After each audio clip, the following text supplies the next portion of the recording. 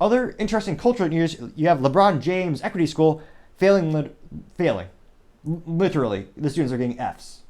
Although they're doing great personally in terms of their personal progression, which of course means nothing in terms of the standards every school follows. But we shall dive deep. Now, LeBron James is best known for pretending to read books. I don't think he can read. You have all of these interviews where he's holding a book, and it's the most ironic thing. He wanted to start a school, and he can't. Can he not read?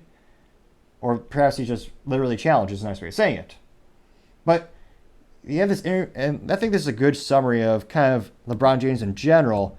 But this is a reporter where they go up to him. He's holding a book about Malcolm X, and it's one of those things where it reminds me of when you're a child in maybe first or second grade, and you didn't read the book, the homework assignment, so you just use the most vague and blanket statements to make it seem like you know what you're talking about. And of course, anyone with a modicum of intelligence can realize, yeah, that's BS. You didn't actually read the assignment, did you, Timmy?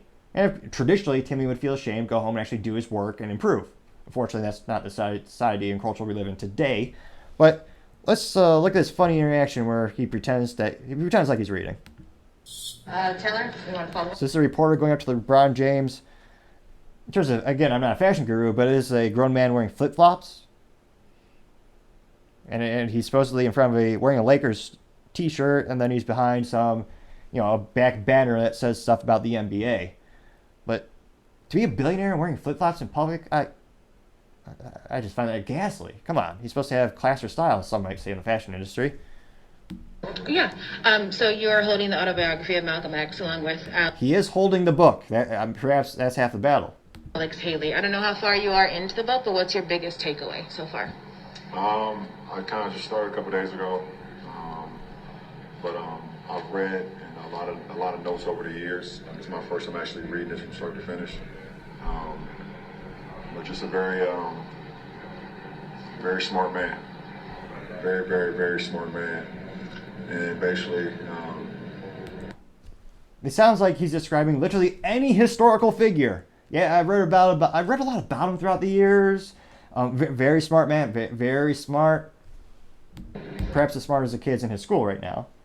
Although we know that's not a fact, because Malcolm X actually did have a modicum of intelligence as a civil rights leader. Something that LeBron is completely vacuous of. His words in the 60s and what was going on is actually what's going on today still. What? That was English. He did speak the English language, but do you think he's reading the book? I also couldn't help there. I didn't see a bookmark. Again, it's not 4K high resolution camera with the interviewer, but I've never heard it sounded like a child. There's no way he's reading that book, and it's happened to him multiple times. So I can't help it. I'm surprised he doesn't have reading glasses, as some people who try to pretend to look smart. Again, it doesn't take much intelligence to read a book. There are different levels of reading in terms of some have a higher comprehension level. So depending on the age, that's why you have all these different categories. You have young adult books. I mean, the Harry Potter series is probably the most popular one. But it just is clear he did not read the book. Now, this is a fascinating thing where LeBron saw an issue where a lot of kids were not succeeding in public schools, and he thought this is clearly due to kids in disadvantaged situations. So let's start a school to help them. Now, in terms of altruism and helping people, that is a good thing. There are many issues with public schools. I agree in that fact. Now, unfortunately, you have to always remember one of the most prolific quotes in history: the road to hell is paved with good intentions. And it's one of the things where I can't really believe in many political things. I actually would agree with LeBron James if we were to sit down and have coffee, or in his case, Chinese tea would probably be his choice of drink.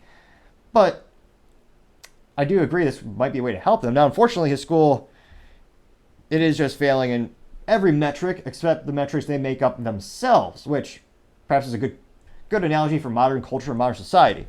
Now, one of the biggest things I've seen, culturally speaking, from public schools back in the day versus now, back in the day, if you actually had a student who was struggling and they were either performing poorly on the test, or they were being disruptive, they were maybe bullying other kids.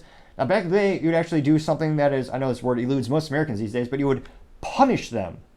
Either put them in timeout, hold them back a year, because again, that is what's best for them long term. Kind of like going to the gym, a phenomenon which eludes most Americans, unfortunately, these days. A little bit of hard work every single day, and you will improve yourself. Also, like reading a book, which unfortunately these children, most of them probably can't. But we saw this shift a couple of years back where they no longer hold kids back anymore. They don't even discipline them in most public schools, unfortunately. And it's all because of how might they feel. They'll feel dumb. They won't feel smart if they don't get promoted to the next grade. Which also feels into the ever problematic issue in the United States, which I know is a annoying word in and of itself, but it is sometimes appropriate, where despite merit, despite facts or logic or reason, we're just going to do whatever feels best for people's feelings. We don't care, and it clearly just shows you don't care if they succeed long term. You just want them to feel good in the short term. Kind of like giving kids candy every day as a treat. It's not a treat if you have it every single day. You're actually decreasing the value of it because they get so much of it, which of course goes into their dietary issues as well. Now, the specific school that he opened over in Akron, Ohio, is called I Promise, and in terms of the intentions, it had a couple good ideas. He actually believed it was set up in a way where once they graduate, they get a free scholarship.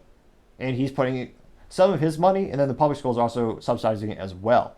Which, that is a good idea. Texas, or better states, they have similar programs where if you hit certain GPA test scores, you actually get scholarships to some of the community schools and some of the state universities as well. So there are similar ideas that in other areas have worked before, but in this case, it looks like, unfortunately, this experiment is quite a failed one. Now, these are through multiple interviewers, and it looks like, unfortunately, 1,600 students have attended the school. And let me pull up that video back up again. Now, this is a report, I believe, by NBC. And they talk about, it's one of those issues where you notice this a lot. And this is why it's especially important to get your information from multiple media's perspectives, because most of the mainstream media, which I know is a cliche term, but it is pretty accurate in terms of the legacy media that have been around the longest. They have the biggest market share. All of them made this look like the best thing since sliced bread, which, interestingly enough, I wonder how many Americans slice their own bread these days. But I digress. They all made it look like the best thing in the world. So let's look at this propaganda, unbiased reporting. 5 years ago, NBA superstar LeBron James opened the I Promise School in his hometown of Akron, Ohio. The goal, to give at-risk youth a place to learn and feel supported. Okay, good intention. About 1,600 students have attended the school, which demands attended, not graduated. That its students promise to always do their best and make healthy choices. Not good metrics because you're not measuring them. You can't measure things that are... It's one of the things where if they wanted to do that, you should have more very specific, articulate metrics like Timmy's going to lose 5 pounds of fat by the end of the year. Something like that. Proof of that, every graduate receives a college scholarship. Okay, that sounds great. Great, phenomenal intentions. Good marketing, that's probably A+ marketing for that school. So what's the issue? Well, it looks like they're not passing. Now, it looks like in one case, you have a class of students in the 8th graders, they haven't passed a single math test since the group started in 3rd grade. It says 5 grades and they haven't passed once, but they keep progressing grades, which again is not helping them, it's just making them feel good. They're just slapping on a band-aid. They're not actually fixing their learning issues at the moment. And it's going to kneecap them for years to come. It's a disadvantage. It's a disrespect to the kids not to give them the best education and to lie to them and just keep progressing them throughout the whole learning experience. And just letting the tests fall to the wayside. Let metrics fall to the wayside. Now, it looks like we have this other video, and they go into further analyzing the situation.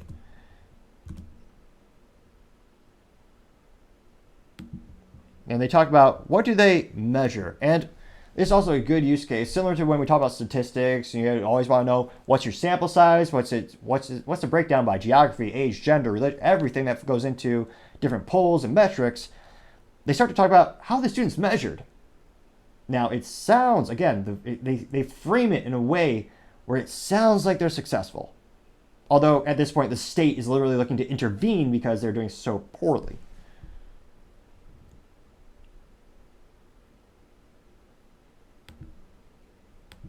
The true test of our We Are Family approach will be when our students take the MAP test. MAP stands for Measures of Academic Progress. Our third graders have to pass the MAP test in order for them to move on to fourth grade. Since most of our kids started a year and a half or more below grade level, we have some work to do. They need to make more than 1 year's growth by March. If you don't pass the test, then A+ for marketing. I can't help but notice that's an Hewlett Packard, I think that's a Chromebook. I don't know if they sponsored this, but that is a good place to put it, unless people actually listen to the whole coverage where at the very last minute they insert a modicum of truth. you just have to stay in third grade. And then you'll do it all over again. That's the last thing that a kid wants to happen to them, is them to get held back. Again, they're appealing to, well, how's a child feel? Again, just like exercise, sometimes the thing that's best for you doesn't feel good. Sometimes it's good to be held back, especially if it's keeping you within your capabilities and helping you grow, not just slapping on a C+ so the kid could pass like some public school teachers do, and I'm sure some private school teachers do as well. It's a disrespect to them. That is a very embarrassing thing, and it can play with your emotions. It can play with your psyche. Facts don't care about your feelings. A prolific quote from a prolific man. Your confidence. Good morning, Team IPS. We are going to take our last administration of the MAP assessment. We've been working so hard since the beginning of the year. That day, Michelle FaceTimed me. She was like, "Are you sitting down?" She never FaceTimed me, by the way. And I was like, "Oh no, what happened to one of our kids? Please don't tell me something happened to one of our kids." She was like, "Our test scores just came back and our kids just completely destroyed them." So, you know, That one metric. I'm gonna be honest. The same kids a few months ago that was like in the lower percentile in everything. What? Yes. So in that metric, they're doing great. It almost seems like a political ad. Yes, this one metric, this one made-up metric, they're doing great. But what have you ever heard of a MAP score? No, you haven't, because, I mean, countrywide, that's not something that they compare to. It's a good individual metric to work on, but at the end of the day, it's not going to help you get from grade 3 to grade 4. It's just making sure you personally improved. And they later admit this in the coverage.